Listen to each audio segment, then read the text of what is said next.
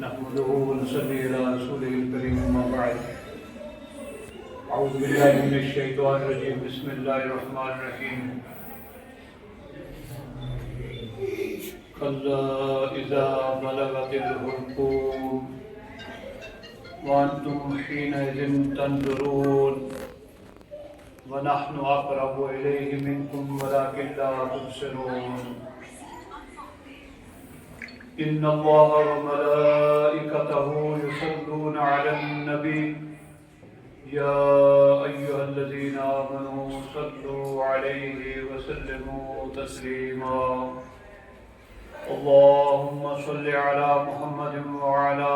آل محمد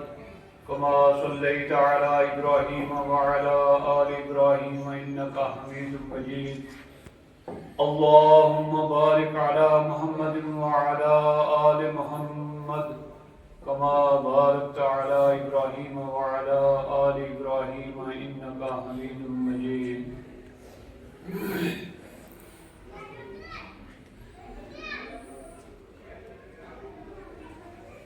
نہایت خوشی اور مسرت کا مقام ہے آج ہماری اس بستی میں عالمی شہرت یافتہ عالم دین عظیم خطیب مقرر اور جمعیت اہل حدیث جموں کشمیر کے صدر محترم فضیلت الشیخ محترم جناب ڈاکٹر عبداللطیف الکندی حافظہ اللہ تشریف فرما ہیں 6 مہینے لوگ لائن میں رہتے ہیں ٹائم لینے کے لیے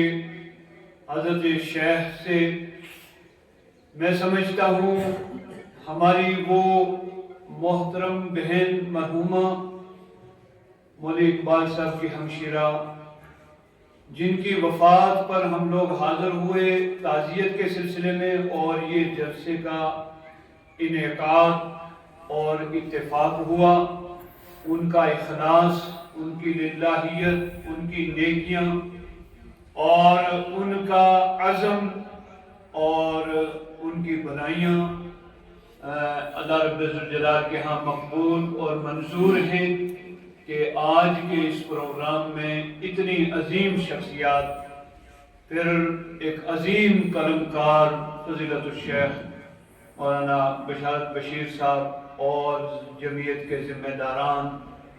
ہمارے محترم ڈاکٹر ضلع پونچھ سے سب سے پہلے جو جامعہ اسلامیہ سے PhD کر کے تشریف لائے اور تمام سامعین اور جہاں تک میری آواز پہنچتی ہے مجھے جو عنوان دیا گیا اوسطاً میں وہ کتابیں سامنے رکھ کے اندازہ لگا رہا تھا کہ اگر 10 گھنٹے ٹائم ہو تو یہ پہلو سارے پہلو تقریباً سامنے آ سکتے ہیں واضح کیے جا سکتے ہیں اللہ کے رسول صلی اللہ علیہ وسلم کا ارشاد گرامی ہے سیدنا علی المرتضی رضی اللہ تعالیٰ عنہ سے یہ روایت مروی ہے ترمذی شریف میں روایت موجود ہے ایک مسلمان کے دوسرے مسلمان پر 6 حقوق احکام جنائز میں سب سے پہلے ابتدا محدثین نے اسی سے کی ہے ایک مسلمان کے دوسرے مسلمان پر 6 حقوق ان میں پہلا حق ہے جب ملاقات ہو تو سلام کرو سلام کے آداب سکھائے رسول اللہ صلی اللہ علیہ وسلم نے ارشاد فرمایا یا ایھا الناس افشوا السلام واطعموا الطعام وصلوا الارحام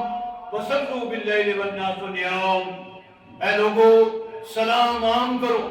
سلم علی من عرفت ومن لم تعرف چھوٹے بڑوں کو سلام کریں پیدل کو سوار سلام کریں چھوٹی جماعت پر بڑی جماعت والے سلام کریں سارے آداب سکھائے مختصر یہ پہلا کام سلام ہے ایک مسلمان کا دوسرے مسلمان پر یہ حق ہے جب وہ ملے اس کو سلام کرے اور سننے والے کا فرض ہے کہ وہ جواب دے اذا حییتم بتحیۃ فحیوا باحسن منها اور ردوها قرآن کریم میں وضاحت موجود ہے۔ دوسرے نمبر پر